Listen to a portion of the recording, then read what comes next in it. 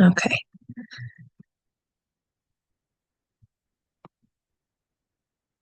Welcome to Regal Birthing Education Module 4, the need to know, right?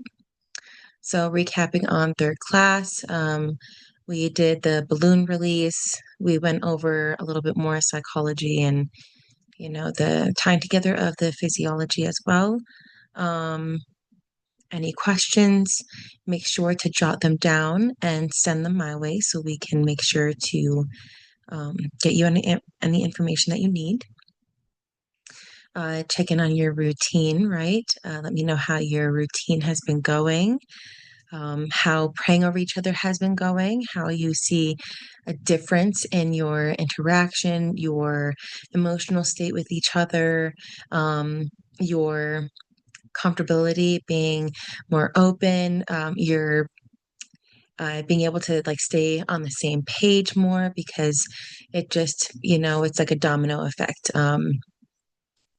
Praying with each other and praying over each other just opens up more dialogue and more it's like an icebreaker, and it's great. So also, have you figured out what you want your space to kind of look like?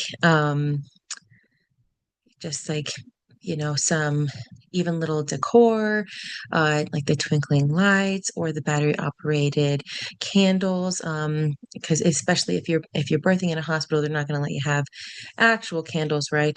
If you're in your own home, in your own space, then of course you can have candle, you can do whatever you want, right? um, yeah, it'll just be interesting to see by this point if you have started to figure out what you would like to add in to your birthing space so that it helps you feel the most relaxed and most comfortable and at home. Okay. The agenda. So we're going to go over prayer, just reviewing questions. Kind of did that. Um, Then we have part one is the guided relaxation. Because I did the balloon script last class, this class we will do carried by the sky, and it's going to give you an opportunity to become deeper in your practice and your relaxation. And so that'll be great. It's a longer one, so you will have a copy of this that you can play and listen to it as many times as you feel you want or need. Excuse me. And then we'll start to dive into the need to know. Um, and it's a lot of things that people don't really talk about. Um, and it's definitely information that I didn't learn until I was already a mom. And so if we can avoid surprises, then why not, right? And then a beautiful section is breastfeeding, reading baby, right? And the basic stuff like pumping. Part four is when things don't go as planned. And that's okay. That's okay, right? So we'll go over it. And then postpartum resources for mental health and physical health and safety. Oh, I skipped over that one. My bad. So, Lord Jesus, I pray the scripture over these births. Do not be anxious about anything, but in every situation, by prayer and petition with thanksgiving, present your request to God, and the peace of God, which transcends all understanding, will guard your hearts and your minds in Christ Jesus. Awesome. Okay. Relaxation and breath practice. This will be our last in-class practice. Some scripture to carry throughout your breathing with you for peace of mind. Inhale that peace and exhale any fear, because sometimes just in between the weeks, we have our life experiences or going to work, and you have, of course, one of the most common ones is where you have the involuntary advice or comments from people about your birth or your pregnancy. And so, of course, inhale that peace and exhale that fear. Another one is inhale, I trust you, God. And then exhale, you are in control. Inhale, perfect love. And exhale, cast out fear. Um, just some options if you want something a little fun to throw into your breathing into in your subconscious, right? Um, so let's do that.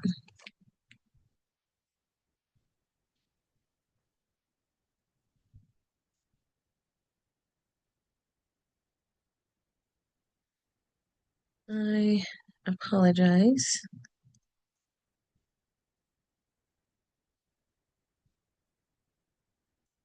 My jeepers cats.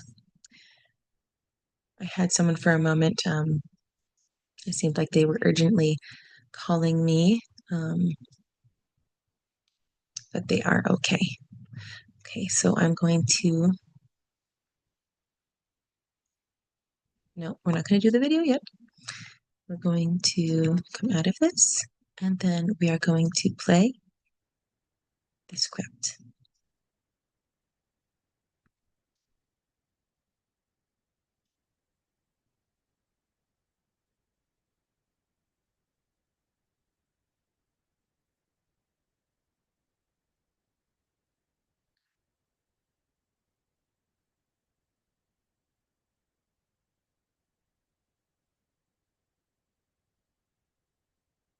You guys know the drill. Slump shoulders, unhinge your jaw.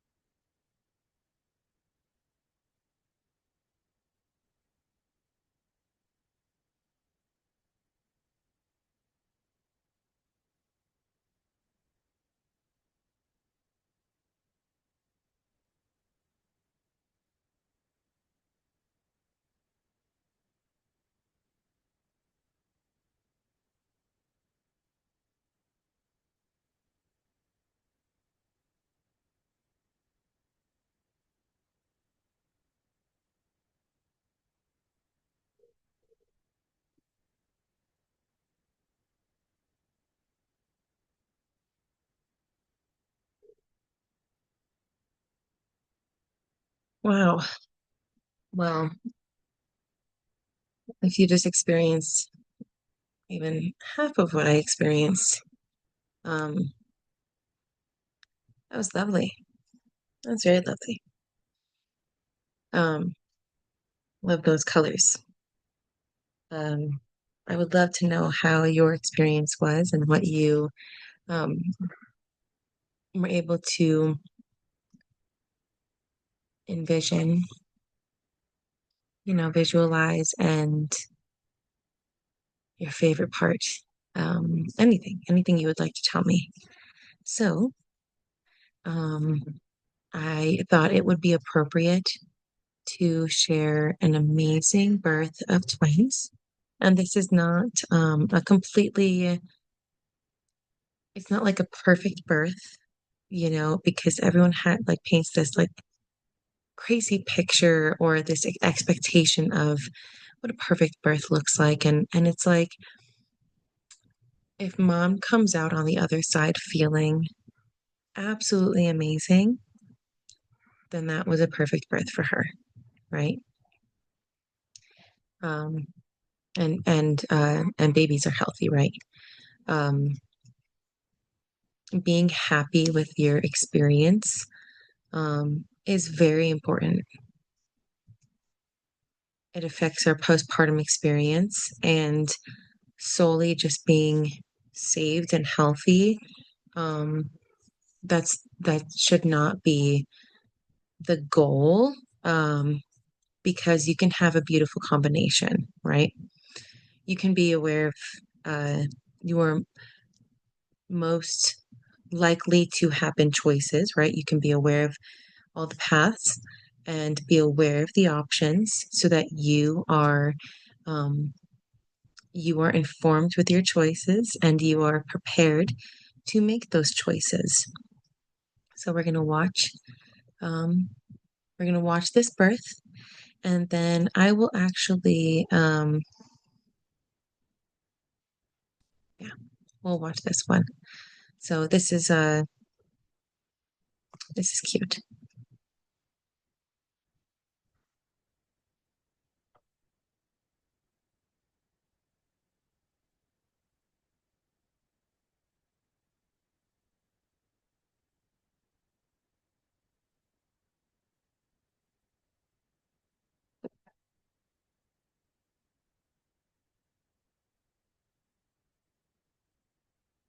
Sorry, I'm gonna start that over.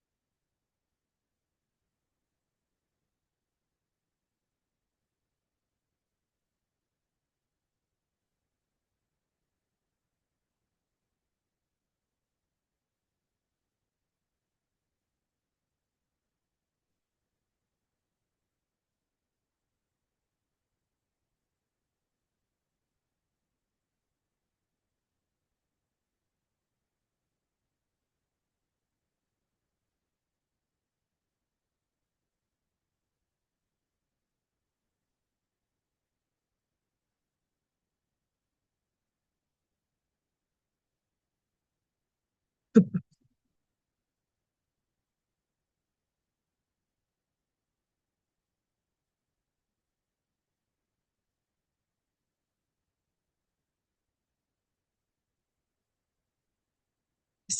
very beautiful, and I'm so happy for her that she was able to do both vaginally. Um, you know, we discussed in last class, like, it's vaginally is we were designed to give birth vaginally because it is quickest healing, and you know, I mean, God's design is not flawed, right? And and we can naturally expand and go back, and when we get major surgery to welcome our babies into the world, then it's much more adjustment and a lot more energy to heal our body,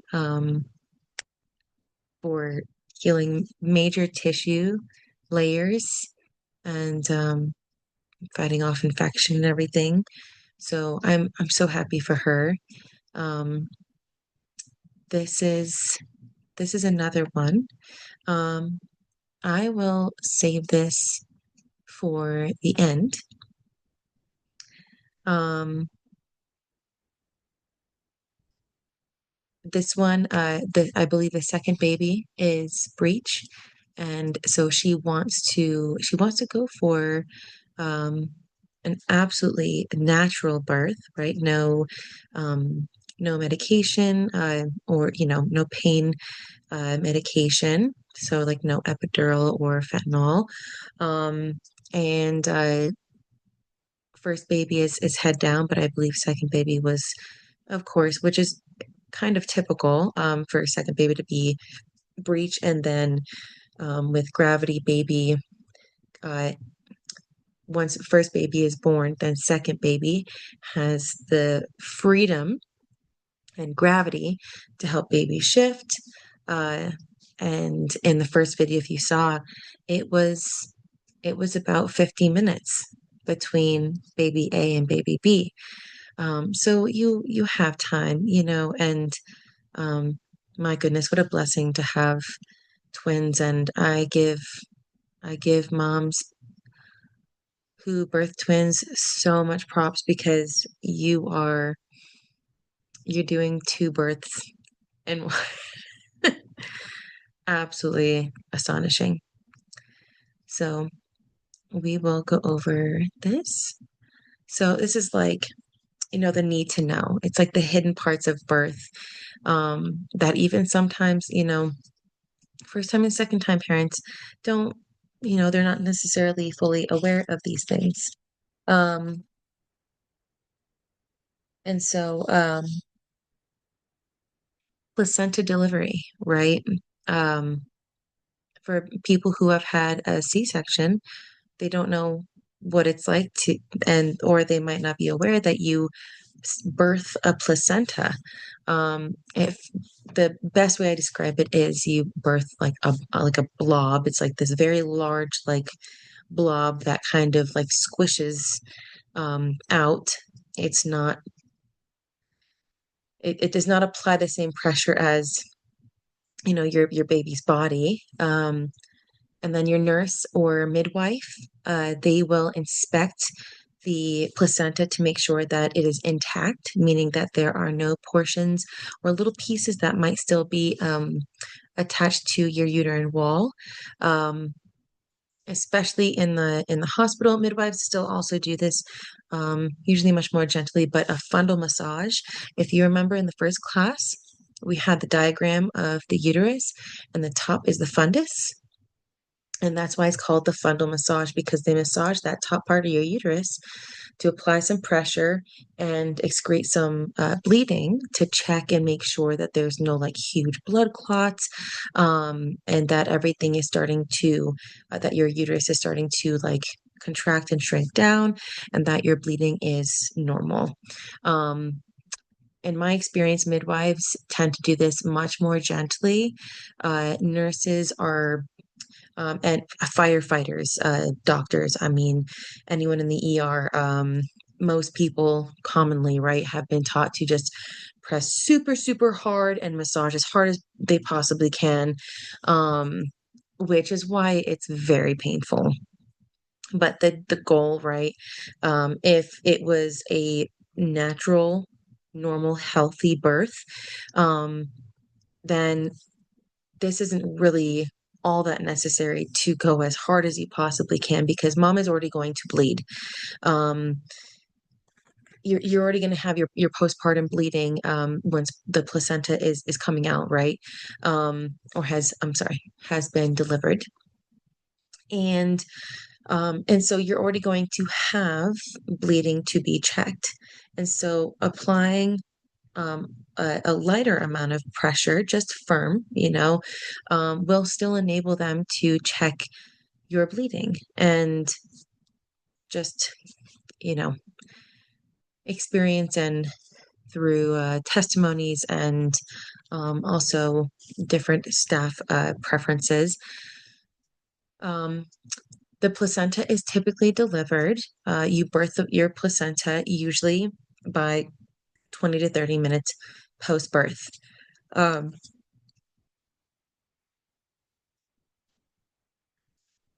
some people are different, and as long as you feel energized, as long as you feel perfectly fine, it's okay. Um, it's okay to give it a little bit more time because sometimes your body just needs a little bit of patience.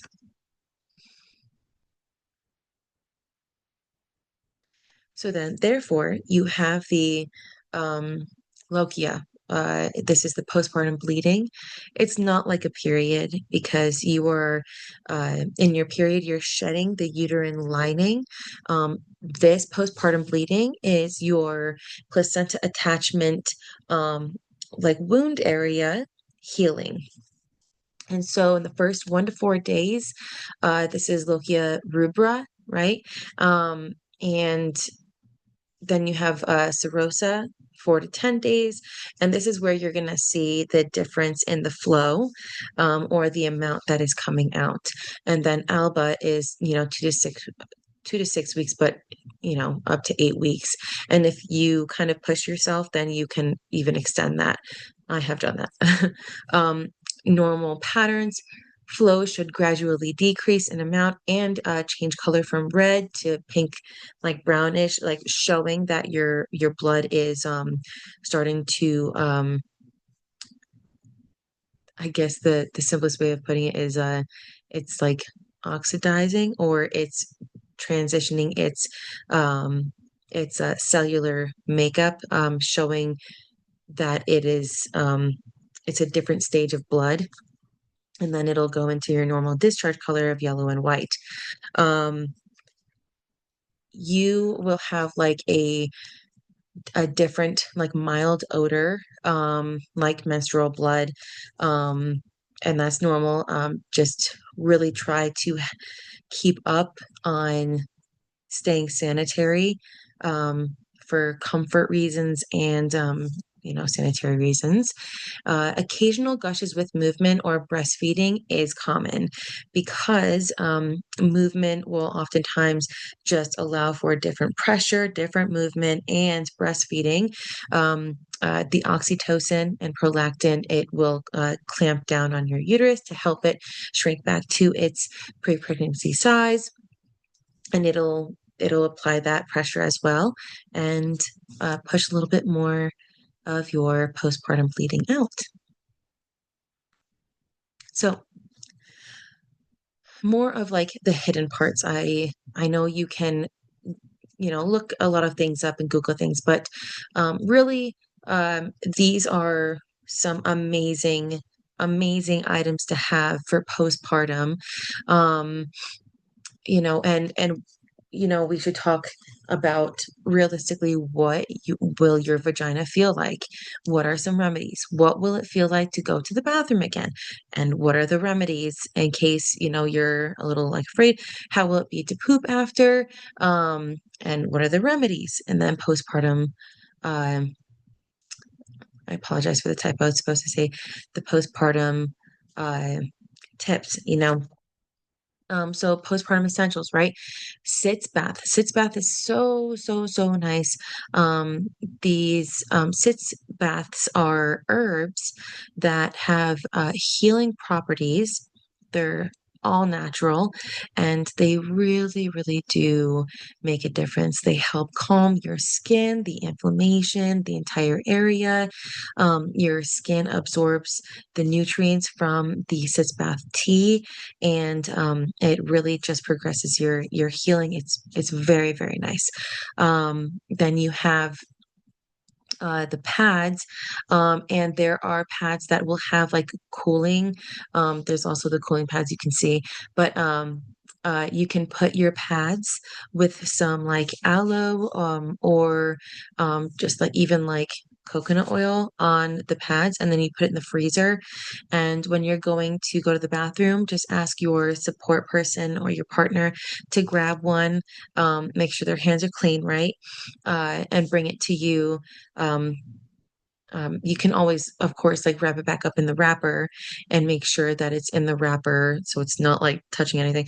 Um, and then they can bring it to you. And so when you go pee, you would use the Perry bottle to make sure that you have lukewarm water in there, and you're going to gently spray the Perry bottle on your entire area to help make sure that any irritated skin, or even if you have a super small, abrasion, anything like that, honestly, just through it's through the pressure of birth, just your body gently expanding and coming back.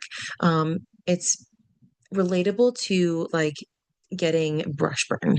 And so it's just really, really nice to protect the sensory of your skin with the Perry bottle from your very acidic pee. So you would use the Perry bottle, change out your pad, and if you get any comfortable underwear that can comfortably fit those pads, then whatever makes you happy, right? um, Thongs are not recommended. um, but you have the cooling pads, and then something I personally loved, because I held my breath and did not maintain my self-control with my third, and so I got a little like surface tear, and so I used the Dermoplast. I'm going to make sure I have other ones, like maybe more natural options. So I'm going to have that on the side as well, just because it's nice to just initially really, I mean, why not, right? If you just realize that you have a little bit more like soreness, especially with other little ones, if you are going to be like up and about, or you're moving around in the bed, and you just you don't want to like be more uncomfortable than, you know, you don't want to have to be uncomfortable. That those work so good. Of course, a water bottle to stay hydrated. There are silverettes for the nipple shields. Um, some we'll go over it, but nipple shields, there's a few different options. Um, Nipple balm as well. Uh, Excuse me. Whenever I talk a lot, I end up yawning and I feel so rude. How will it be to poop after, right? You can take stool softener. You can take magnesium. As long talk with your midwife, because if they want you to take some iron, sometimes if you take calcium or magnesium, you just want to make sure that you take them at different times so that it doesn't affect each other. Supplements sometimes do that, right? Having tea is so good, just like taking the raspberry leaf tea or chamomile tea, right? uh Teas are just amazing. You can see the little purple like round one, that's a cooling pad for around your nipples. I have not met anyone who has used those. um because ideally, there's other things that you can use, and like the nipple balm that you see that will um, that'll really help so you keep your nipple dry, and then you apply some nipple balm with your washable nursing pad. The ones that have the adhesive on the back, a lot of times, especially me, in my experience, I would get done nursing and I would therefore pull my bra back up and it would be folded in half, and then the sticky part would stick to my nipple, and then I would have to excruciatingly take the sticky part off of my sensitive nipple. No need to be afraid about breastfeeding because we'll talk about it, but you know, how will it be to poop after? Honestly, really start to get back on hydration, as well as you know, uh, eat something that is a little more fibrous. Uh, more healing and wholesome post birth, because that fiber is going to help make sure that everything stays nice and soft. And you can use the peri bottle on that as well. Stool softener will help, just because if you do a lot of forced pushing, or if a lot of times the medications also inhibit. I apologize, not inhibit, but um, they do some they have some effect on your colon, and so that's where like the hemorrhoids will become kind of more common, along with like the long instructed or coached pushing. So breathing baby out is ideal. Taking your time right is ideal, because rushing it is, of course, just more abrasive. Postpartum, I'm throughout this, I'm kind of giving you the postpartum tips, but squatty potty, so that you are just making sure that you have optimal alignment, healing salve for your C-section area, making sure that that stays nice and sanitary, nursing bras and tanks so that you don't have to constantly like lift your shirt up. Um, and they're really wonderful.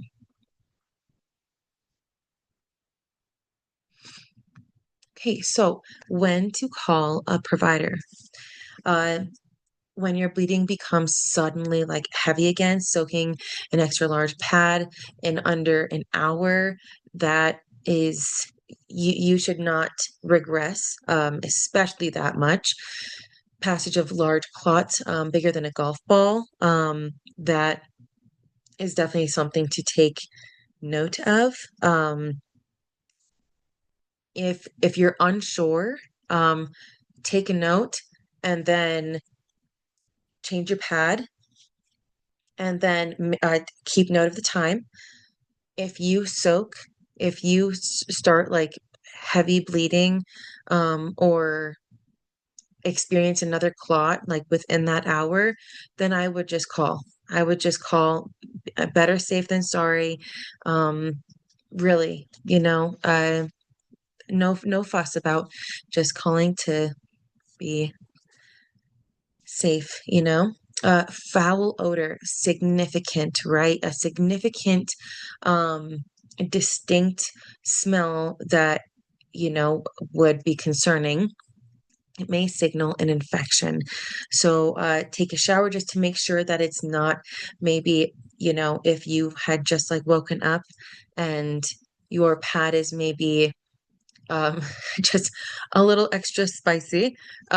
Take a shower, just make sure that, you're nice and fresh, and then see in, an hour, if you are still experiencing that odor.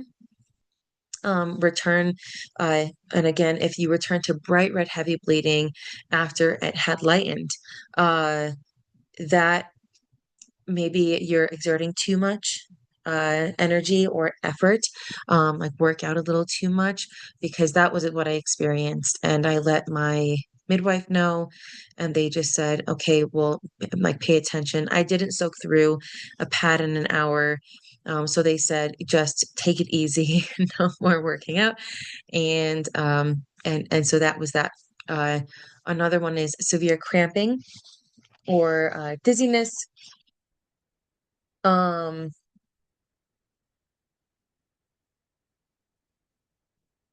yes. Um, or fever-like symptoms, right? Um, if you are in, um, if you're in consistent pain, vaginal or cesarean, right? Cesarean, if you're experiencing some discomfort from your incision, that's normal for especially a couple days. But vaginally, if you are experiencing noticeable pain and discomfort, um, even like after the first like 48 hours, um, and I don't mean if you like tore a little bit and you can like feel that. I mean, a more fully involved pain, then I would call and just make sure that, you didn't have maybe like a divot on the inside that someone didn't notice, that maybe needed stitches, and just make sure that you're taken care of. Take advantage of when you have the people right there with the phone number. You just gave birth. Just make them check. Make them check.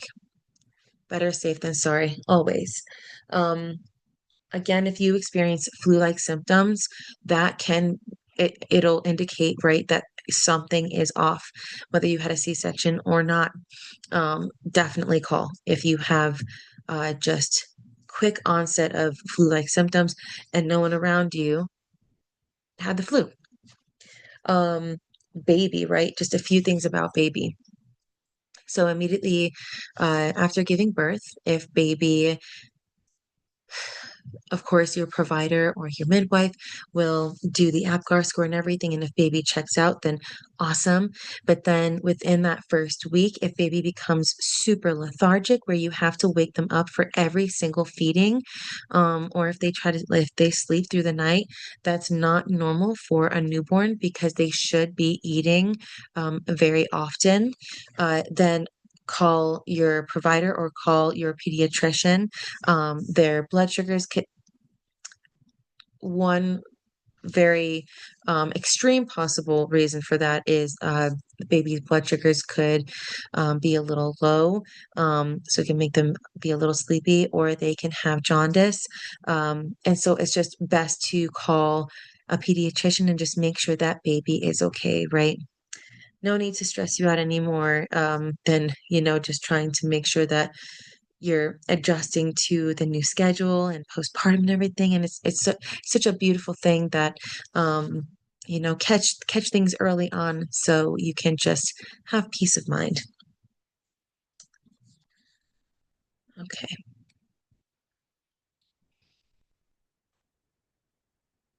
Okay. So breastfeeding and bonding, right? Bonding with baby in the hospital. Skin to skin, asking that you and dad are not bothered or interrupted as much as possible. In that first golden hour, it's crucial, right? Um, Smells and other senses. For you and baby, it's so good for you and baby to be smelling each other and just have that skin to skin because baby was with you from the very first day that they were being uh, developed, right? And grown and just coming to life and just everything. So most of the exams that the staff do can be done on you, or it can wait, right? If it's paperwork, it can wait. The only time it's essential is if it's like an emergency, which at this point you're postpartum, and if they're doing paperwork, it's not an emergency. I Especially for like the healing process, like, just you just had a baby, they don't need to be waving papers in your face immediately, um uh they really should allow you to be engrossed in your new little one. Um, your psyche, right? Holding your baby and allowing your baby to latch decreases your risk of postpartum depression and anxiety. Um, so reviewing your thoughts become emotions and a physiology, and therefore a response. So our bodies release chemicals and hormones, helping balance out the internal state of postpartum healing.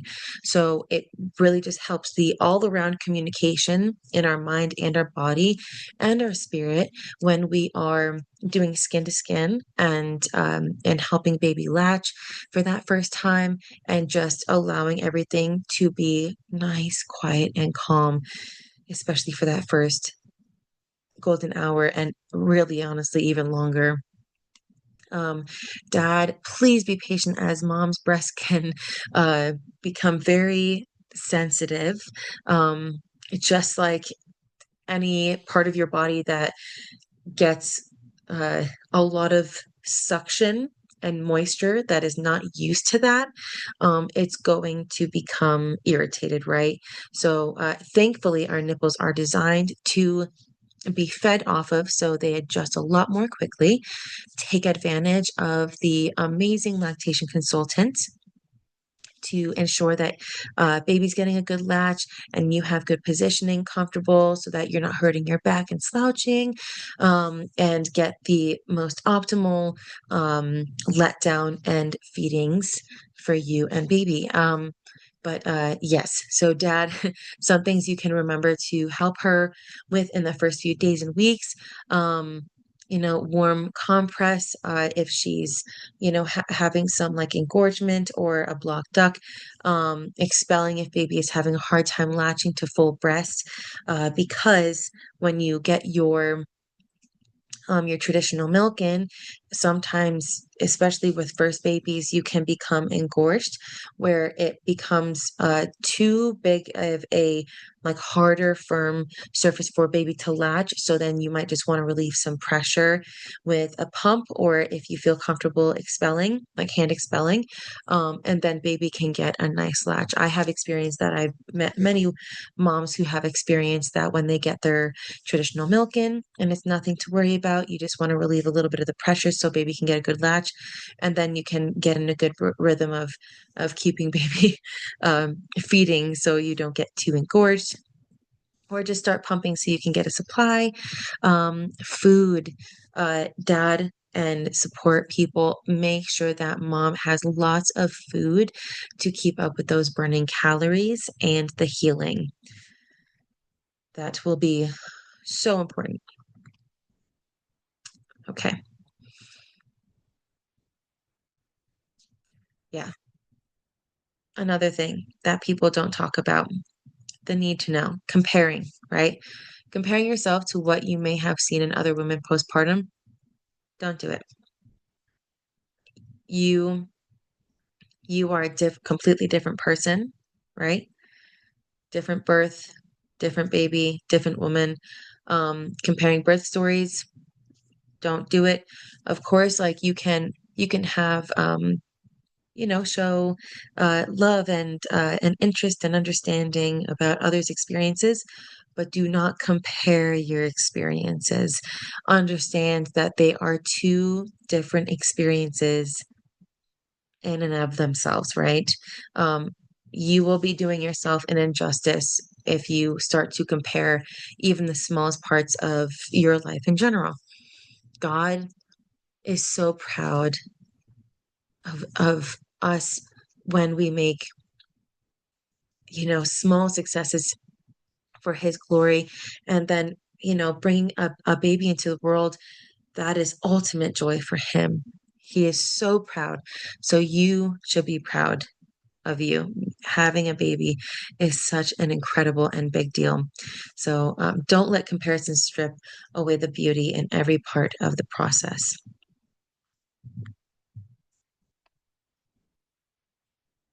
You are now healing, right? You're now healing. So um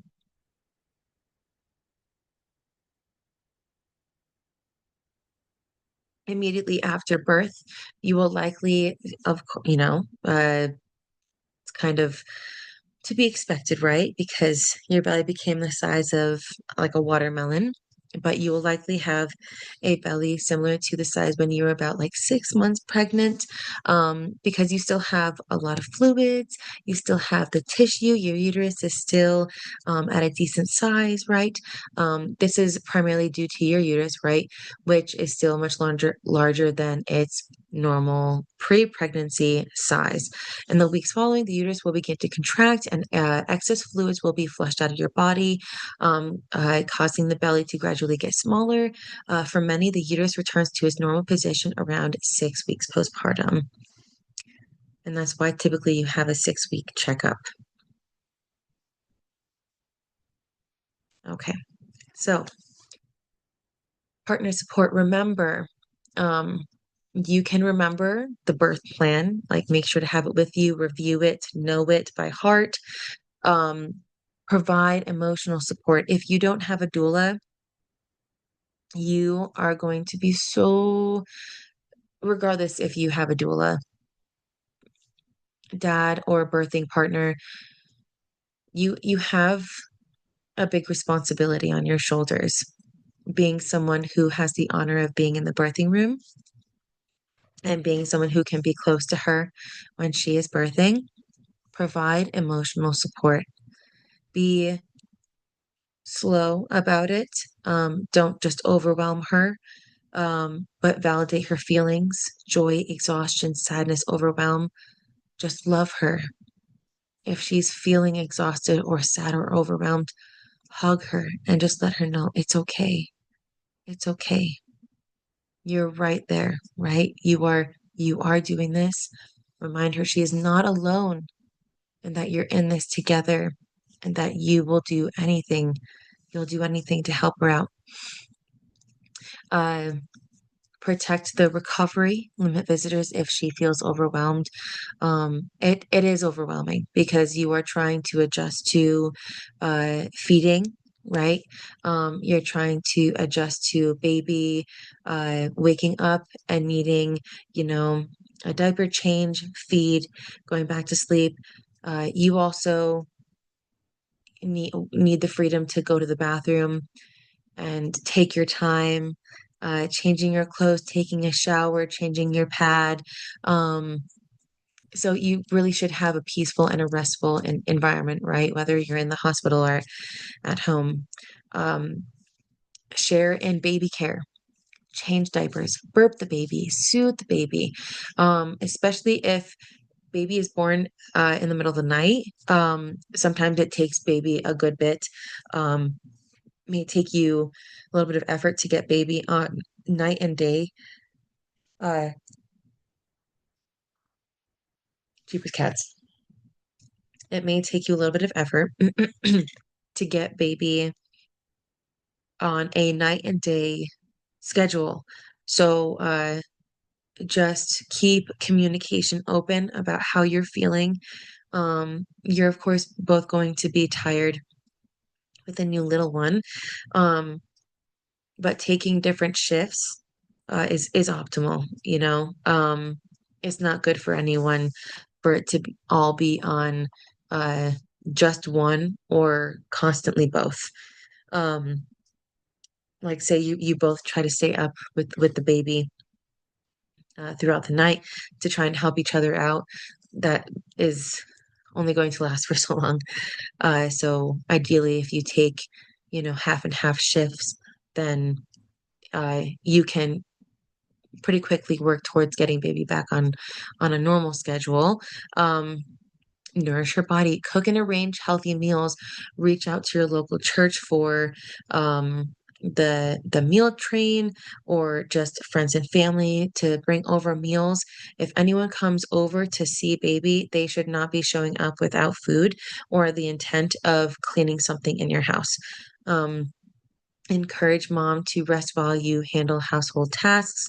Um, Pray with and for mom. Pray daily for healing and strength. Speaking scripture, the joy of the Lord is your strength. Nehemiah 8:10. Invite God into the parenting journey together. Pray for guidance and ask God to just give you endurance, and I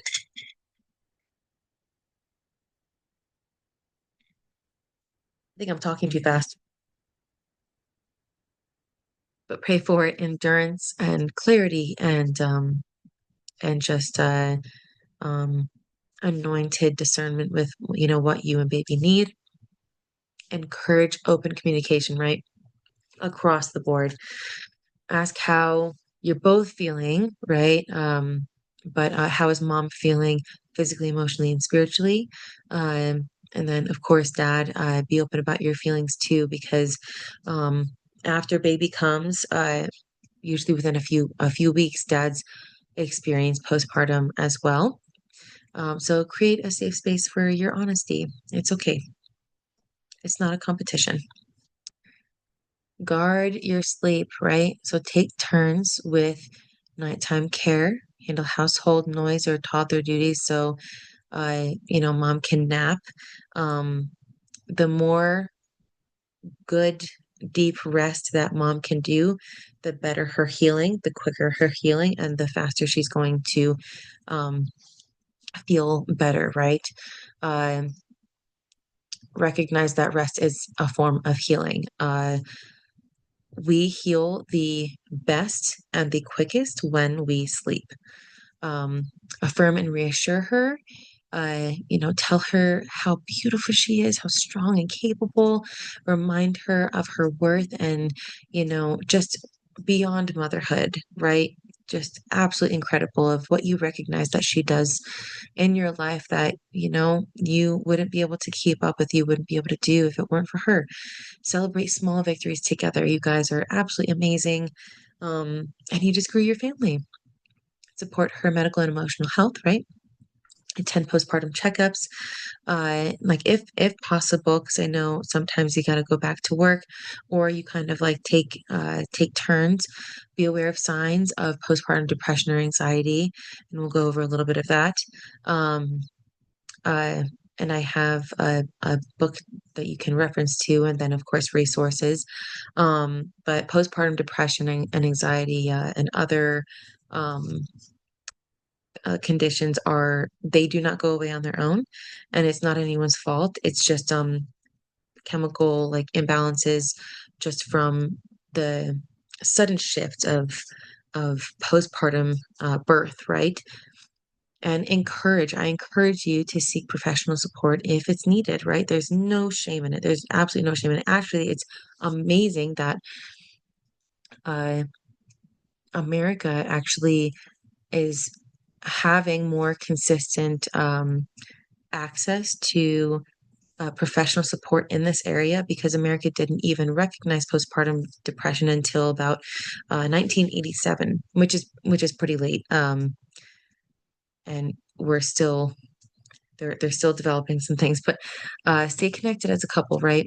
Postpartum, I know it's a huge adjustment, but even the little things, schedule intentional couple time, brief moments, hug, hold hands, like take that time, because we can get so focused in our tunnel vision of, we got to do this and we got to do that and we got to do this and we got to do that. But take a moment to hug and kiss each other and remind each other how much you love each other. Lots of praise. Um, Tell each other how awesome that was. Like talk about your experience and thank mom for bringing the babies into the world. Um, how amazing it was and impressive. Um, Let dad know that he did a good job too in supporting. And I mean, it really is beautiful if dad is there, because not everyone gets that experience or that support as well. Um, Dads, I always make this note because it is something else that is not talked about, and it's needed to you need to know so that um you don't feel wrong. Um, but it's okay if it takes you a little bit to feel connected. You did not have the same developmental pregnancy experience. You did not feel the baby's kick. You didn't feel baby, moving around, get bigger, seeing baby, just feeling like it's a completely different sensory experience. Um, if you don't feel connected, it's still not an excuse to not help or be patient with both mom and baby. Again, just keep open communication, right? Okay, so breastfeeding. Breastfeeding. Do we how do we breastfeed? So, um, okay,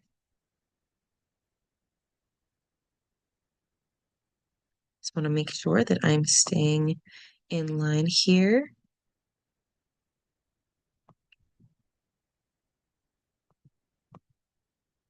Okay. I wanted to make sure that I'm giving you guys everything that I have. I keep um my syllabus right next to me so that I make sure that I and say everything, uh, all the information, right?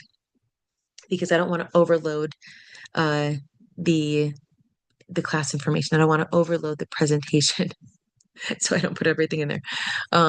But breastfeeding, right? Optimally, there are different holds for breastfeeding because people are comfortable breastfeeding in different positions where you have the football hold, the side lay cradle, bobby pillow, just general support, back lay, or the wrap. Um, the most common one is either the sideline or the football or the cross cradle.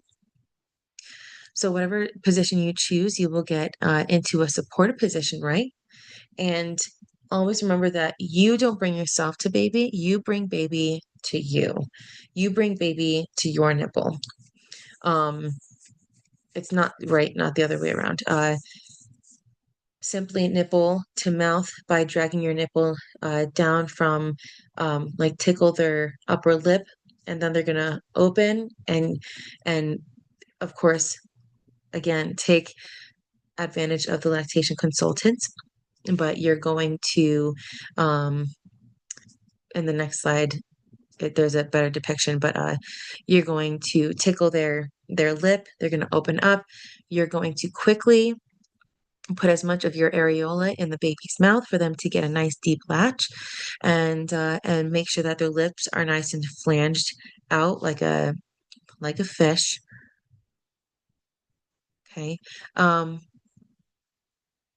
so you can see wide angle of the mouth, chin is against the breast, lips are flared, and your baby is in line with you. Their ear, shoulder, hip, everything is in line, belly to belly. Uh, these are the key things, right? This is the sign of a good latch. Keep your nipples moisturized in between feedings. Let them dry, right? And then put the nipple cream on. It helps quicken the skin's adjustment and healing. It also helps uh, keep your nipples from drying out too much, especially if you live somewhere dry. Um, you don't want to deal with that. If you have consistent pain that does not subside and is pretty intolerable, not only, reach out to the lactation consultant specialist, to get your breast and your feedings evaluated. Uh, Again, you're not failing if you get help. I think every mom really appreciates having someone just help them figure out the best possible latch until they get used to it in different positions. But you should not have consistent excruciating pain when you are feeding, and have a good latch. uh it should, with your nipples adjusting within that first week or two, you might have this initial like uh sensitive um sensitivity pain from your nipple skin adjusting to the suction and the constant like consistent moisture exposure, but that feeling should dissipate within a few seconds after you attach baby. Um, Breastfeeding nutrition, right? Hydrate because you are making liquid gold. Breast milk is made up of about 87% of water. So your hydration directly affects your milk supply and consistency. Nutrition is equally important. If you are like cutting calories, that's not ideal because your body um, is burning energy, healing, trying to rest, and you are also trying, your body is designed to start making milk, but it will be self-preserving. So if you don't have the additional calories, then your body is going to kind of redirect those needed calories for your postpartum healing. So therefore you don't don't restrict yourself. Um, Together, hydration and nourishment support consistent milk supply for the baby, and energy and recovery for your body postpartum, right? Immune system support for uh, for both of you. Emotional stability. So, since blood sugar dips and rehydration can worsen uh, mood swings, you don't want to um, lack on the nourishment. It really does make a difference.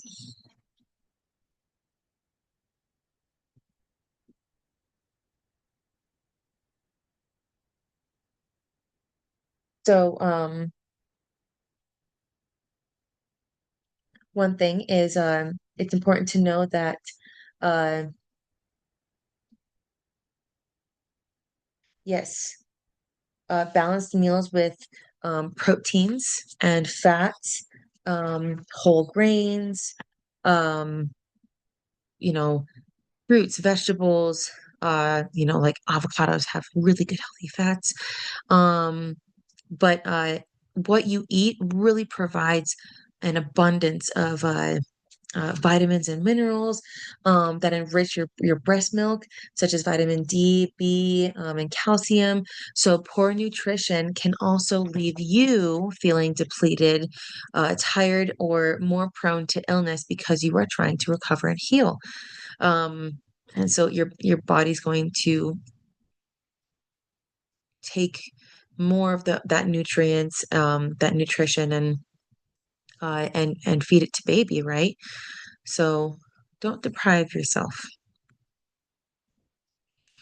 Okay, so coinciding with breastfeeding, we're going to learn how to read baby, right? Hunger cues, early cues, mid cues, and late cues for breastfeeding.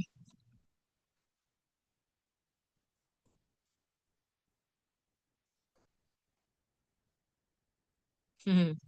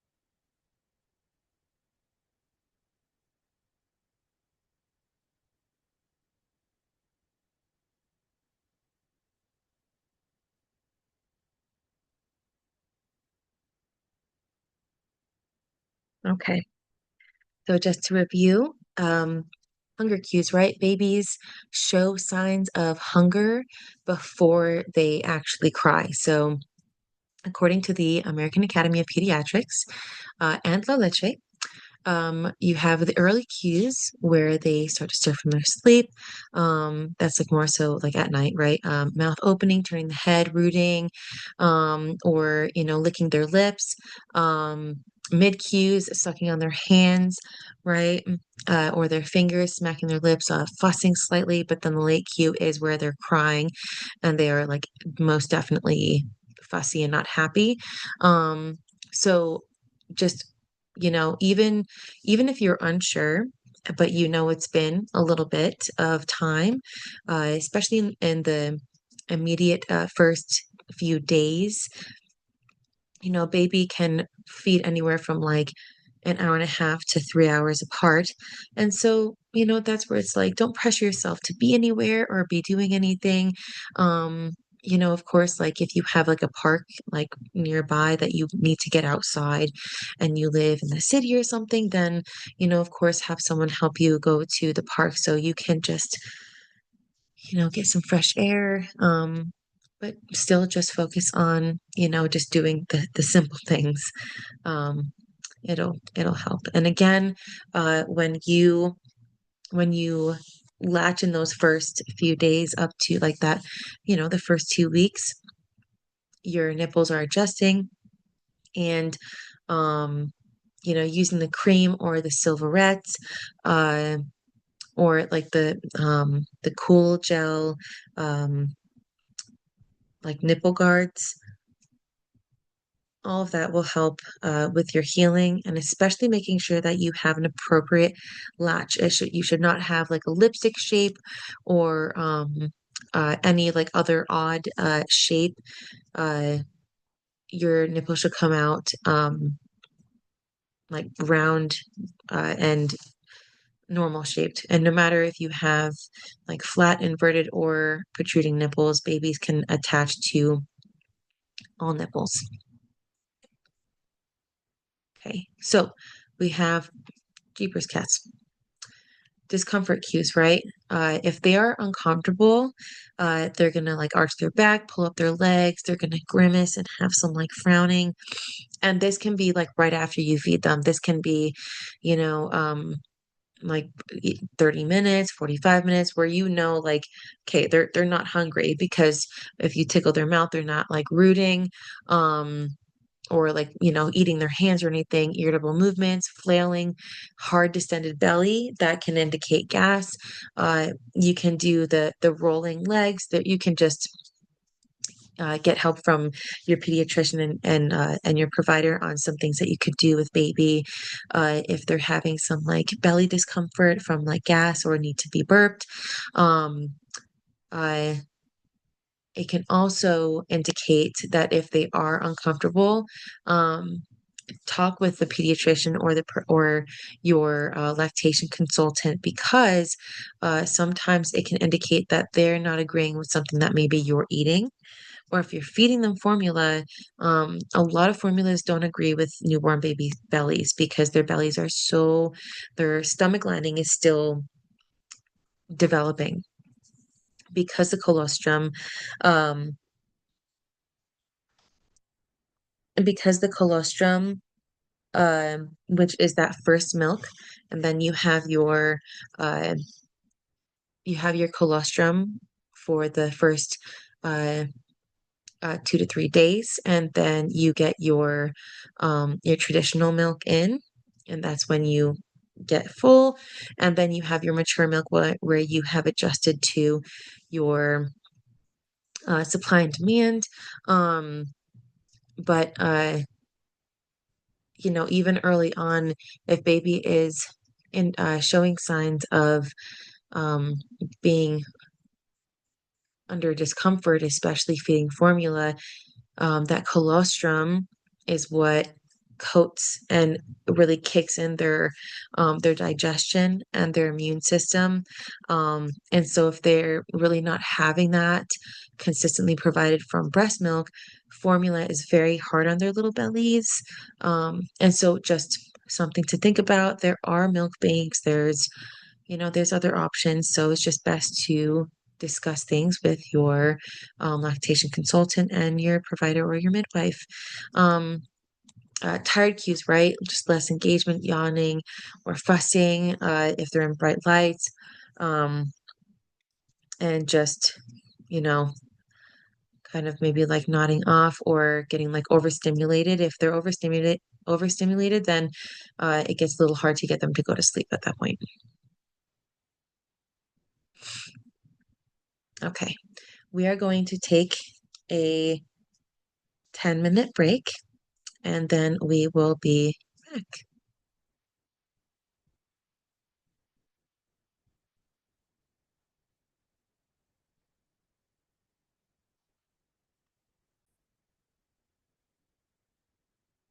A few notes before I move on, and welcome back.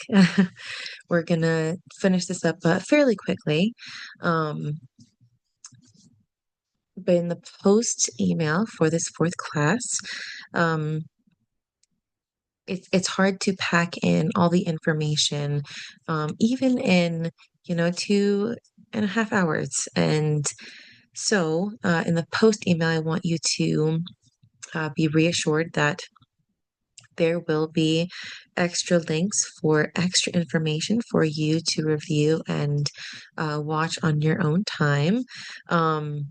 But one will be an extra video on latching, an extra video on burping baby, right tips, and then another video on, swaddling baby, um, changing diapers and just key things to look out for. So I just wanted to let you know that that will be in the fourth email, along with your worksheets and any other information that you always see that I snip in some of the information so that you can have it for review right there in that email.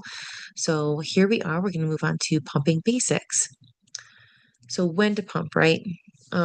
Ideally, you want to establish your breastfeeding first. And just get the hang of the latch, and then the thing is, within that first week, when you get your traditional milk in that first week, if you need to relieve pressure, then pump, it's whatever is comfortable for you and whatever you feel that you need to do to make sure that your breastfeeding journey is the most comfortable and successful for you and baby. So, pump when you need to, right? Uh, Returning to work, right? If you're going to be away from the baby at all. So then therefore building a freezer supply, relieving engorgement, right? Which can likely happen in that first uh, time period of getting your traditional milk and establishing the supply and demand. So, relieving engorgement and maintaining supply, exclusive pumping instead of nursing. Some people, I have not met anyone who has exclusively pumped instead of nursed. One contributing factor is they get very good at getting the milk. They apply the most stimulation, right? And our bodies can sense when it's a machine versus a baby.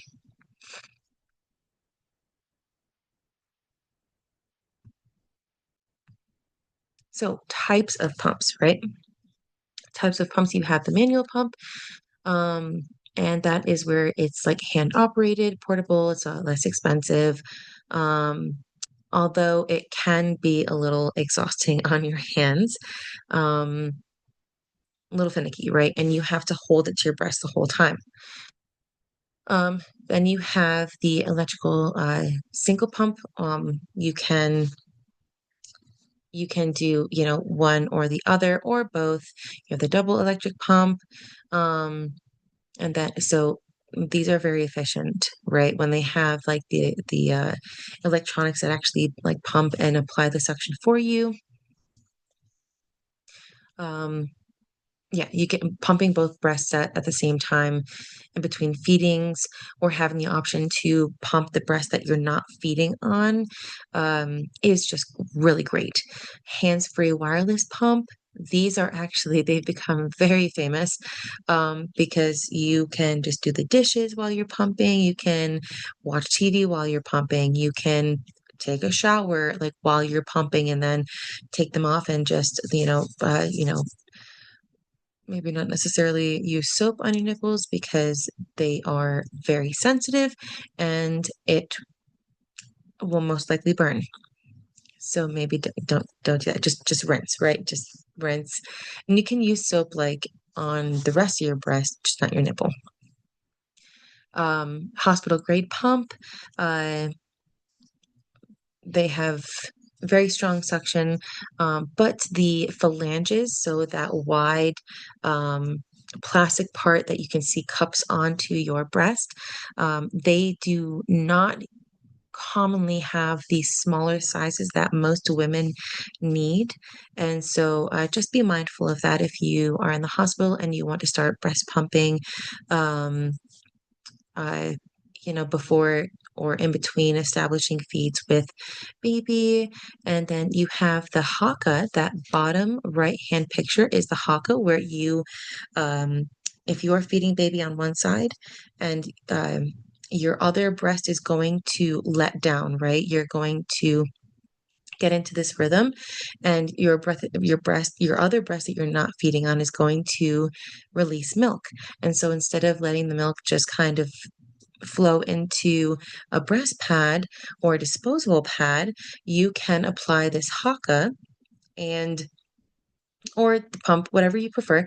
But the haka, you apply a gentle suction, and as you let down, it will catch whatever is just naturally let down.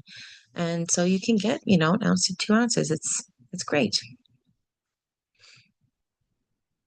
So pumping setup and comfort.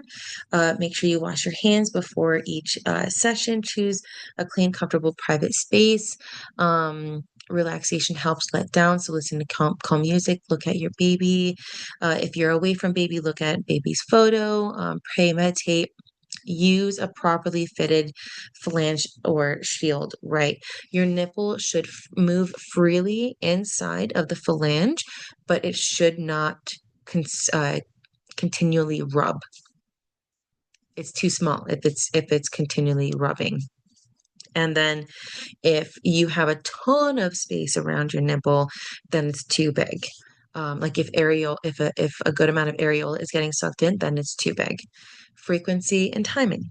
Pump every 2 to 3 hours if exclusively pumping, right? For 8 to 12 sessions a day. For maintaining supply, pump around the same times. Like say someone is feeding baby from a previous time that you pumped, you should also pump in that time frame so that you maintain your supply and demand, right? Um, and a note, right? If you go back to work, employers by law must give you private time and space to pump however many times you need for your baby or babies. And typically, setting up and everything and getting comfortable sessions, can last 20 minutes or more. And it's okay. And then once you get into the rhythm and you get comfortable, it can become shorter, especially if you are nice and relaxed and you're nourished and hydrated, then it can become shorter. So, um,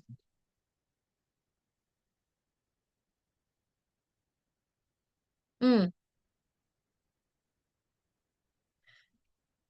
this I will put this in the email as well.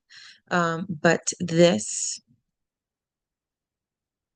was in the I see I didn't I'll add in a slide so that this because I really don't like to over consume the slides, but milk storage basics for fresh milk, um, up to 4 hours on the counter, right? At room temp. Refrigerated is up to 4 days. You don't want to leave stored milk on the door. And then frozen, uh, 6 to 12 months maximum, right? And that's okay. Again, if you have a freezer that has like a door, don't put it on the door where the temperature fluctuates because the surface milk can quickly thaw. It thaws pretty fast. And then you can have a higher chance of having like bacteria develop. So just make sure that you actually could put it in the main area of the freezer and the fridge. Always label them so that you know when you pumped them and how much, right? Ideal amount to store is 2 to 4 ounces so that you can just thaw what you need instead of thawing too much and then wasting it because it is not safe to refreeze milk after you thaw it. So then you would just have to dump it and it's liquid gold, so we don't want to do that. Cleaning the pump, whatever pump you have, it will come with instructions on how to take the parts of, take the pump apart and appropriately clean the parts. It helps to have a designated bin that you put all like the little like gaskets, like the little rubber pieces in and little fittings. It just really helps to have a designated little bin so that they don't like roll off the counter or anything like that. Um, yeah, so you don't have to stress about it. You don't have to clean the suction tubing. It's just like the flange and the bottles. So now, what to do when things don't go as planned, right? We've talked about you have those charts of the risks on both sides, the circumstances that they approach you with, but also the risk of, the medications and interventions that they also offer, because there are risks on both sides. And, it's important to weigh those out. So you've asked the questions, right? You've asked the questions and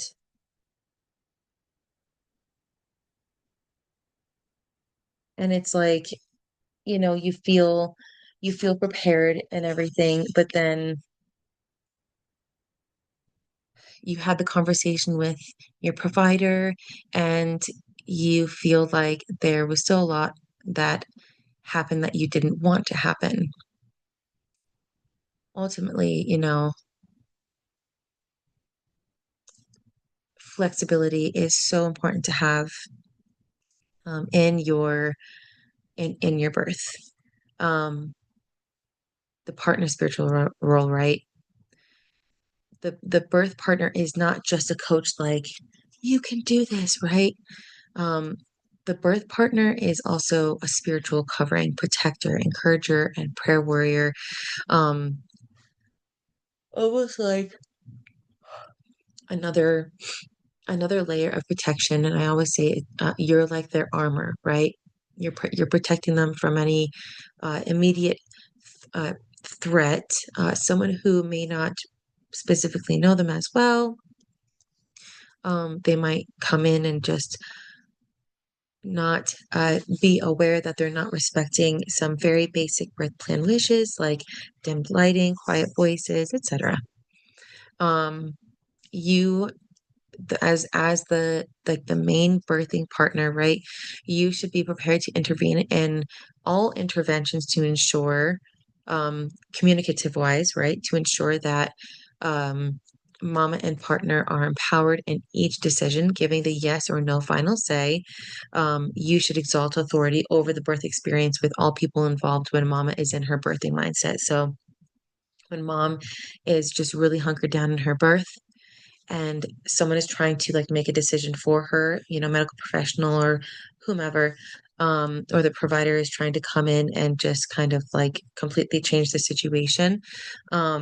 If mom is experiencing a surge, you can you can most definitely say, well, you don't need to touch her right now. How about we wait until she comes out of this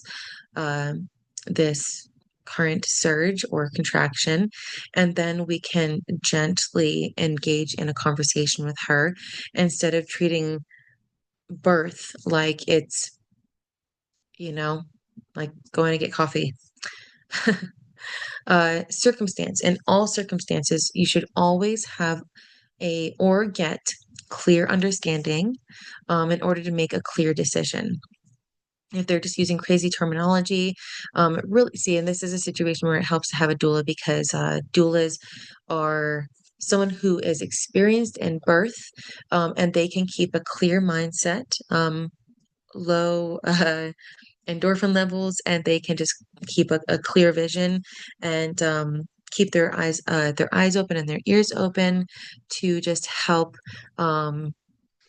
mitigate the birth on both sides to the best of the situation. And but you having the provider or medical staff come in and just use like crazy terminology, you can ask them to just use simple words, right? Just simple terms. And we talked about that. Language makes a difference. Language absolutely has a direct effect on your psychological state and therefore your subconscious state and therefore your birth. So you planned, but it changed, right? Maybe you get to the hospital, or you're at home, right? And you don't want to get in the water or have music play. And, you're just like, I, I just want it to be quiet. I just want it to be quiet. Um, or you want the TV on.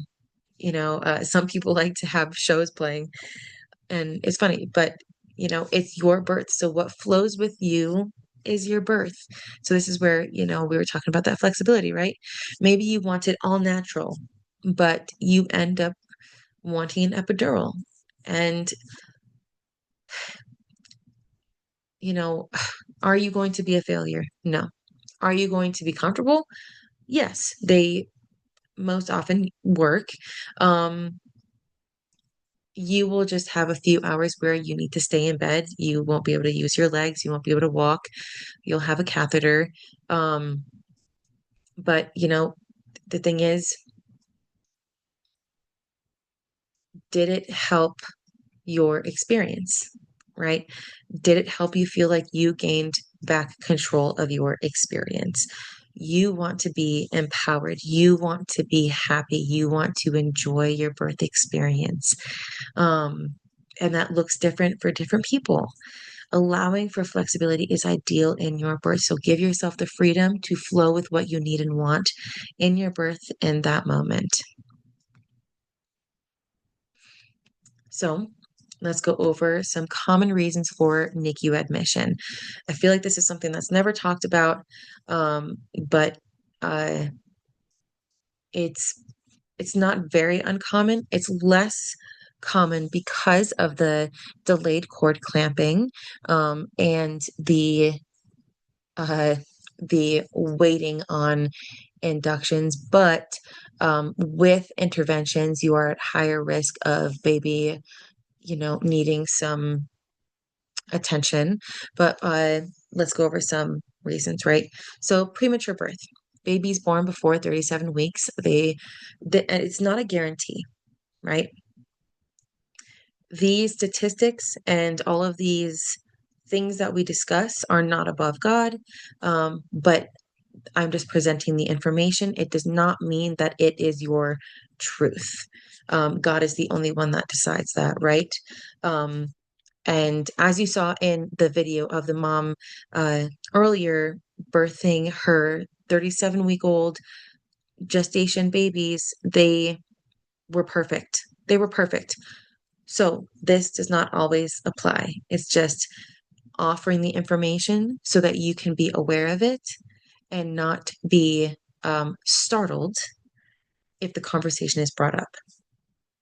So babies before 37 weeks are at higher risk for complications and, may need specialized care. Low birth weights, babies weighing less than 5.5 pounds, they can need extra support, temperature regulation, oxygen intake, blood sugars, etc. But again, that is where it is great for that skin to skin and breastfeeding as soon as possible, to get that colostrum and get your milk supply in. If they have breathing problems, so if you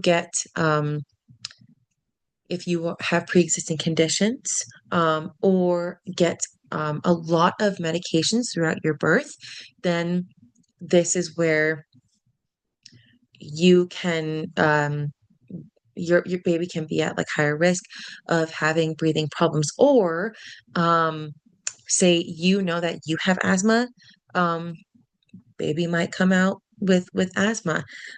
You just you never know, but uh, there are common symptoms, signs, and uh, statistics that help your medical professional, provider, midwife know how to look for those things. There are so many prenatal tests done, and the ultrasounds done that will basically tell you how baby is doing. And this is why they also do all the tests afterwards to make sure baby's levels, listen to their lungs. So it's nothing to stress about. It's just information to be aware of. Um, so this also includes conditions like respiratory distress syndrome, where the baby's lungs are immature, and apnea, which there are like pauses in their breathing.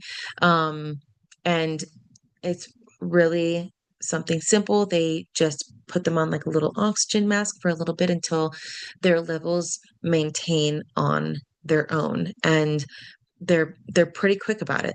They're pretty quick about it. And breastfeeding baby while they're getting the oxygen treatment really, really helps, right? Helps boost that healing and that progress.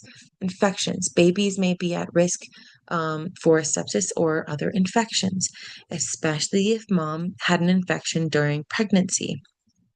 And you will be aware of it, right? So then they'll have a conversation with you, and then, it might be a thing, but if not, then you're fine, right? Again, just information to be aware of. Complications from birth. So this can include difficulties during labor and delivery, such as low oxygen levels, or, birth injuries. So if, again, high interventions, this is one of the things that I mentioned. High interventions can put you at risk for, you know, just different outcomes. So be aware of it. And then congenital disorders, so birth defects or congenital abnormalities may require intensive care and treatment. This, again, is something that you would be aware of. They would look for it in the prenatals, in the tests, everything, and they would have that conversation with you ahead of time. So this is kind of like reiterating, because I feel like you go into your prenatal visits and they just kind of like zoom through things. And when it comes time for your visit, that's like right before your birth, they don't really like talk about everything. So it's just important to be aware of this, right? Other conditions is going to include blood sugar, heart problems, or seizures. So if mom is gestationally diabetic, um, uh, just pre-known cardiovascular issues, or they are epileptic. There's, again, you're aware of your health status when all the whole time that you're pregnant and in your prenatal visits. That is the discussion, right? That is what a true provider would be customizing in your care, having those conversations, making sure that that is part of your active care plan of, how are we managing this? How are you feeling? How is baby doing with this? So that when it comes time for birth, this all is super, super low risk.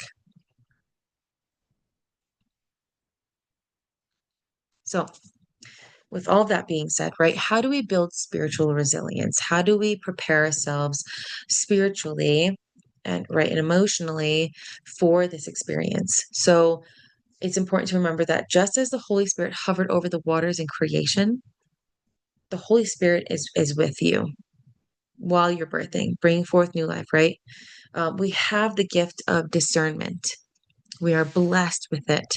Um, so you want to ask yourself, does this sit right with us, or do we feel like we need to take a moment to discuss? do not hesitate. Do not hesitate to give yourself a moment to, even right in front of them, just upfront discuss how you're feeling and have the discussion. You want to feel at peace with with your decision. They can give you a few more seconds of, if it's a true emergency, right? Because for a cesarean, if they are starting to have the discussion with you about like planning to take you into the OR for a cesarean, then it's kind of a delayed planned cesarean. A crash cesarean where it's just like immediate, where like they don't even really like ask you, they roll you in. Um, you can, that one's a little tougher. Um, that's where you're really going to want to practice your breathing techniques and everything. But um, even in that moment, there will be telltale signs, and they should have a discussion with you way before that point so that you know if you're being rushed in. Okay, well, I have an idea of why, and we tried. It's okay. Um, but they still have to prep the room. Um, you will have a moment. You most likely will have a moment to talk in private. Um, Especially for most interventions, right? As we discussed, if they give you time to talk, then you most likely don't need to do it. At that point, it really is up to you.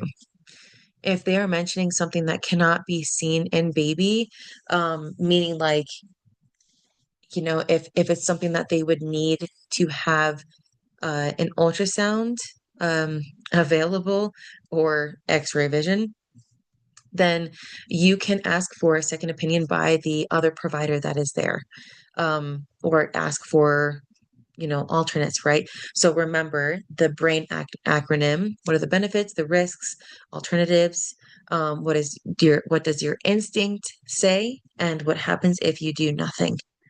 ACOG suggests that less than 1 in 10 women should need a cesarean for medical reasons.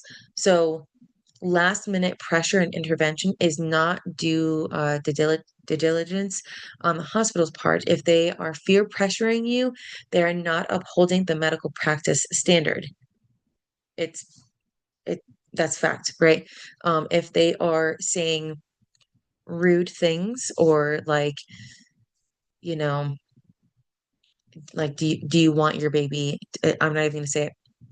They will say some of the most abrasive things to make you go in their direction. Um, Not always.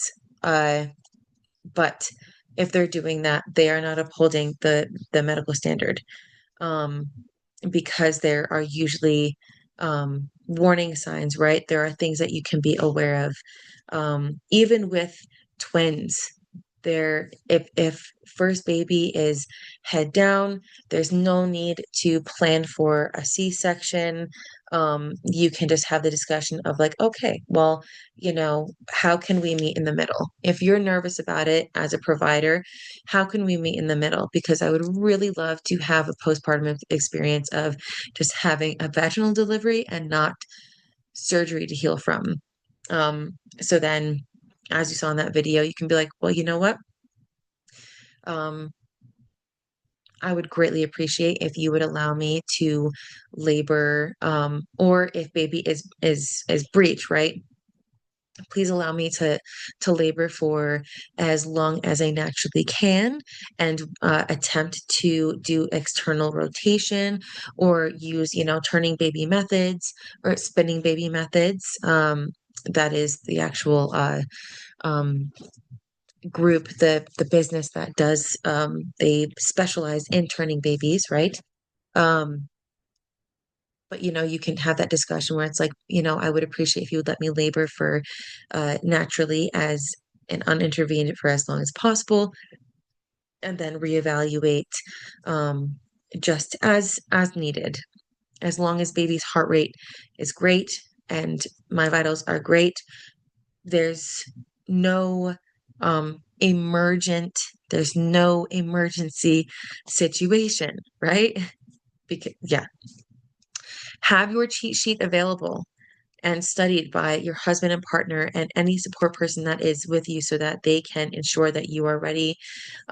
If they try to bring something up as standard procedure or something that just quite frankly isn't real, or maybe not real, but not true, they can say like, well, we have to do this.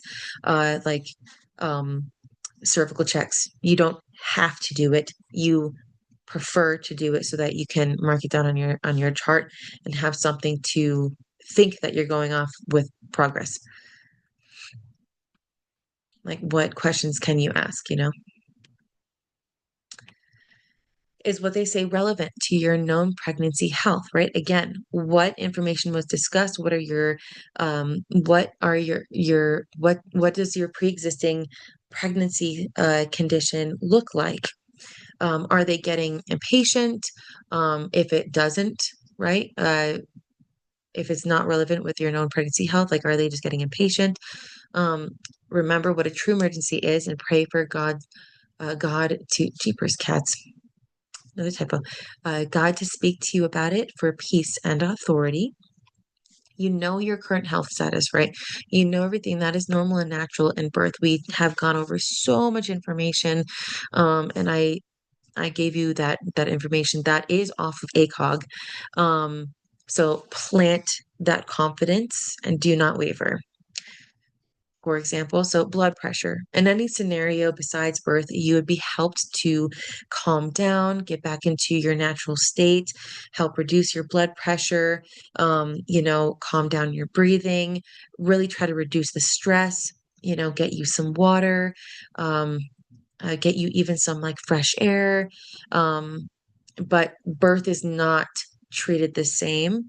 They react very, very, they can react very chaotically instead of um, just knowing that, hey, we have an immediate medication that we can administer. Would you like a few minutes to just do some breathing exercises? We can leave you alone for, whatever safe amount of time that uh, depending on the level of your vitals, right? Um, they can say, hey, we can give you this amount of time to try and like get back to ground zero. If not, then this is an option that we have instead of going right for major surgery.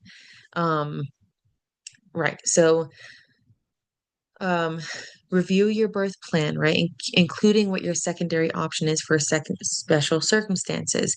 This is why we talk about it, so that at every possible path, whether you want unmedicated or medicated, and then if cesarean is brought up or different interventions are brought up, you are aware of the possible interventions and evaluate how you feel about it.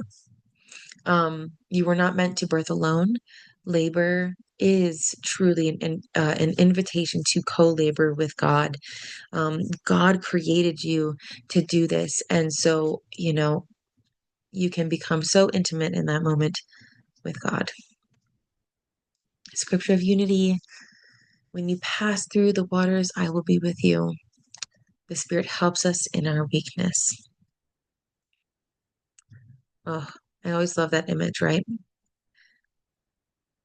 Resources for mental and physical health. So, something to be aware that is completely normal, postpartum baby blues. It occurs in about 80% of women, which usually it resolves after like 2 to 3 weeks, given your hormones leveling out, right? Symptoms include moodiness, crying, sadness, worry, lack of concentration, forgetfulness, feelings of dependency. It, it's an adjustment. Your body went through a lot, your mind went through a lot, your hormones went through a lot. So be gracious to yourself. So the difference, right, with postpartum depression and anxiety, um, the depression and anxiety, it stays on intensely with strong emotional differences from baby blues. Like baby blues, it's just like kind of it fluctuates, right? It kind of like rolls like a little like some waves. But with postpartum depression and anxiety, you remain in a very sad mood, irritability, right? Complete lack of joy or like looking forward to anything. You don't want to go do anything. Um, Guilt, like excessive guilt, and then excessive worry or fear. Like it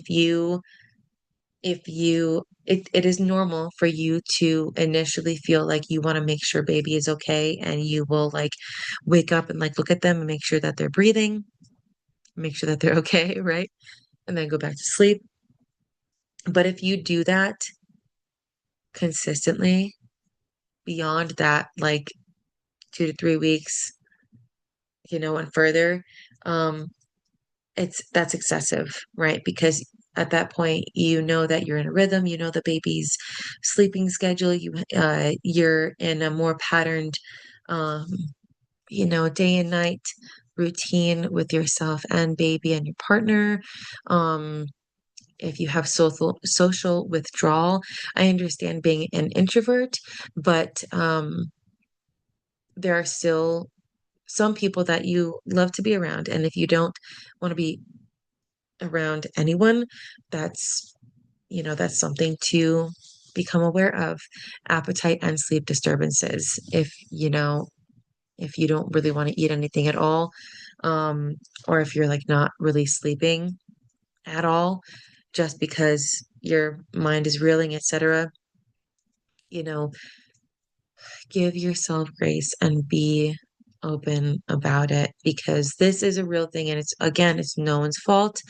This is just it's a strong um adaptation through your postpartum experience, and there's a resolution, right? There are people who are professionals in this and know how to help you handle it, but it's on a customized individual basis. Postpartum depression and anxiety does not go away on its own. So, um, it already takes us um, 2 years to hormonally actually get back to pre-pregnancy. So, postpartum depression and anxiety, you know, it you don't want to let it go. You want to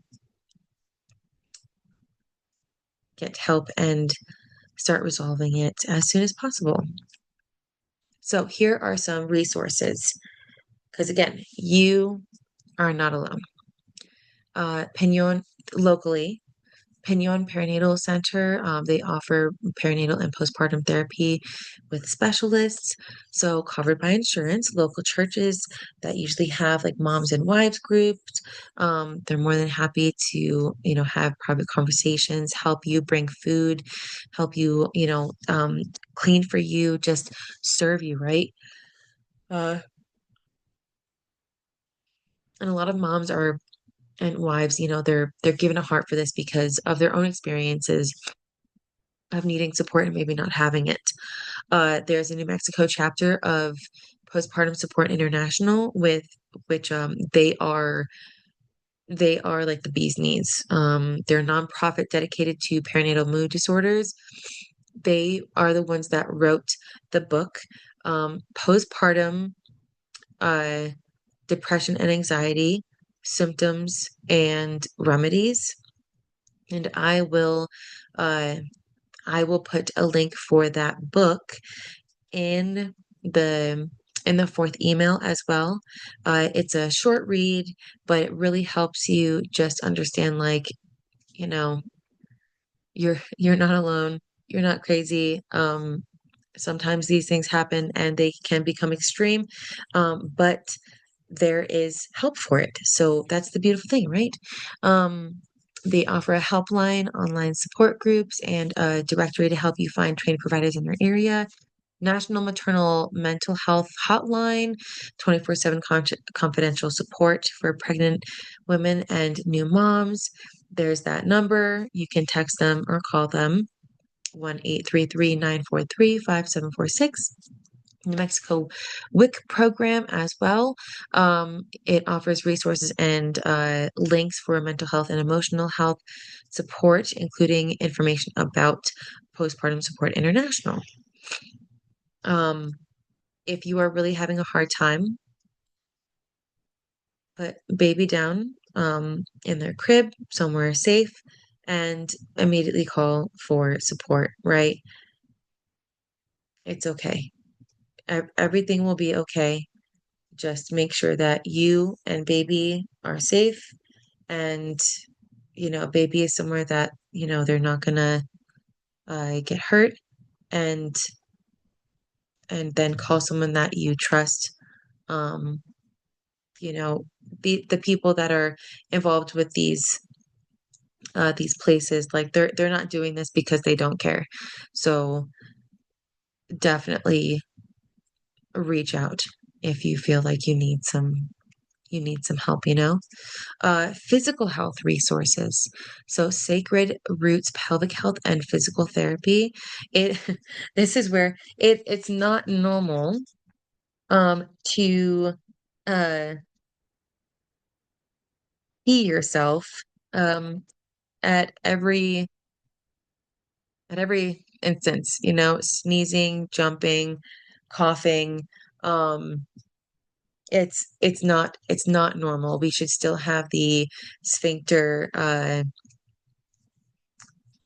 traction, right? The contraction. We should have the ability to have continence. And so um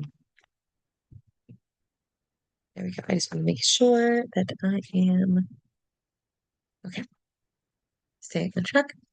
Um So yeah, so pelvic floor therapy is it's much more common nowadays because again the wellness and support for moms postpartum is just growing and growing. Um, Balanced physical therapy and wellness. They feature a team of therapists with specialties in women's health who can assist with postpartum recovery and rehabilitation. Lovelace Health System, they have outpatient rehabilitation.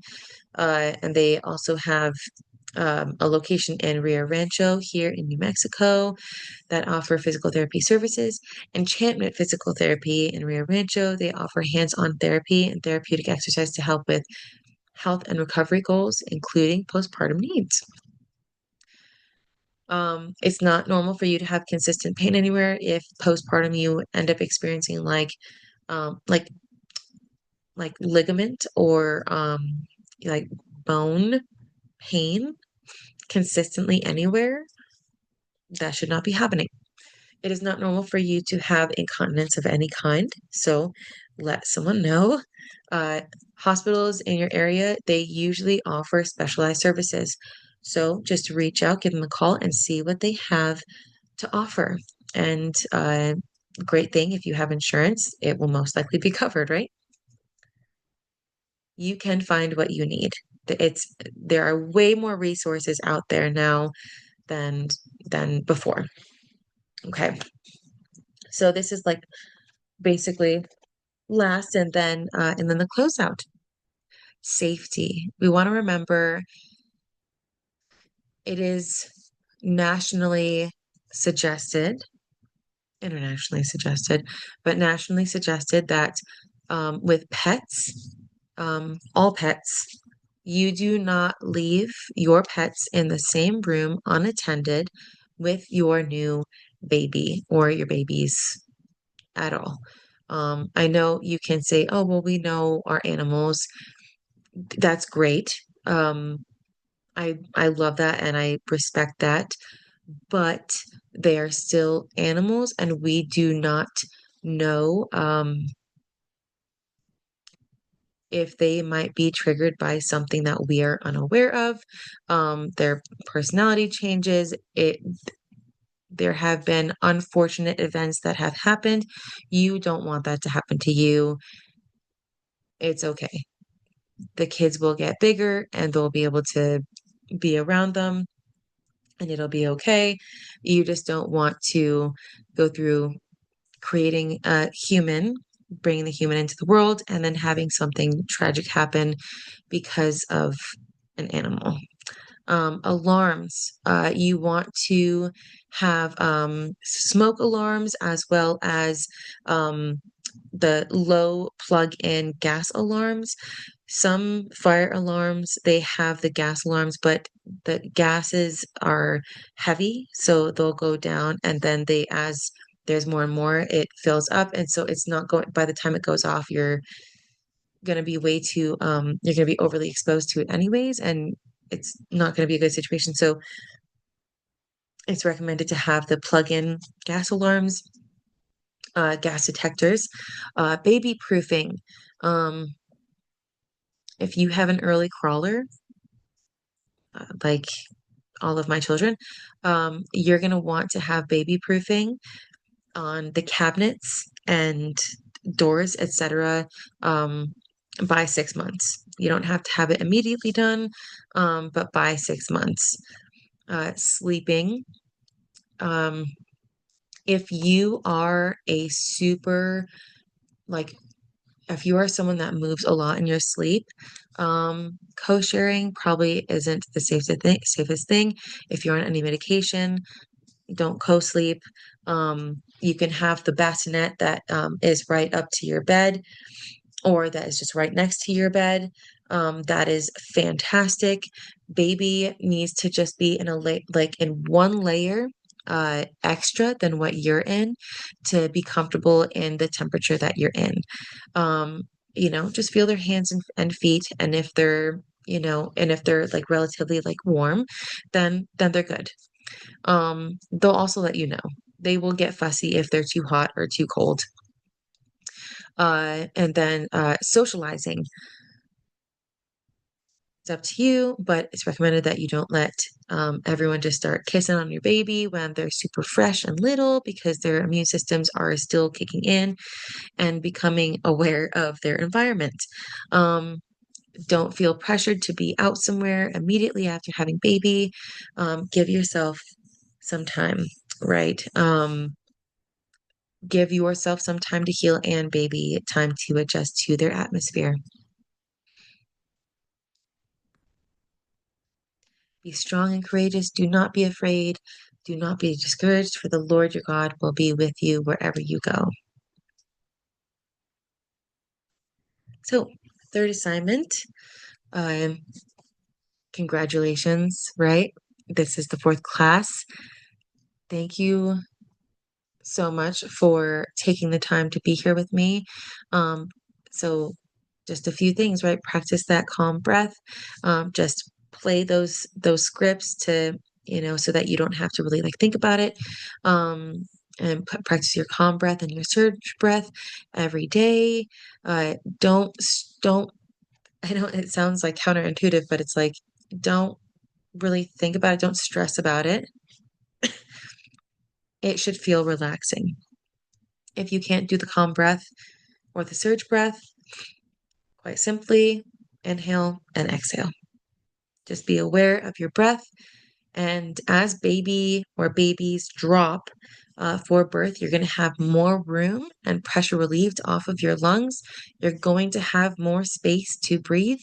Therefore, doing the calm breath and the surge breath will be easier in that moment. Again, pray over each other every single day, pray for each other. Make sure you have a solid team by your side for your birth and openly discuss your worries and all of your concerns, pregnancy, birth, and postpartum, so that your team is, already helping you figure out solutions and helping you understand options and just different paths that you can take. But I truly pray an absolute surreal, peaceful, and godly experience over your birth. Um, don't forget about your worksheets. Uh, I would love to know what you think about um, this class as well as the worksheets and everything involved in it, um, the guided visualizations. Yeah. So focus on your chosen scripture, 5 to 10 minutes of like practice a day. So, one script or doing the sleep script to go to bed, or even just doing the breathing techniques to go to bed, just being aware of your breath and just practicing the relaxation or visualization to go to bed. Um, uh, a worship song suggestion. This is a common one, but it's so beautiful. So Will I by Hillsong Worship. Closing prayer. God, thank you for the hormones, the breath, and the spirit you gave me to birth peacefully. Let my labor be soaked in your presence. I receive every tool you have placed within me. You are my strength, my midwife, and my breath. Amen. Thank you. So, again, thank you so much for choosing to be here. If you have any questions, or if someone brings something up that maybe we didn't go in class, because there is an unlimited amount of information regarding birth, but this is the straightforward, um, simple, just like, I don't want to call it basic because we went over a lot of information. Um, but if you have someone bring something up, shoot that question over to me or the information over to me, and we can just have a conversation about it. So again, there's my contact information. And I pray you have a beautiful and restful rest of your night.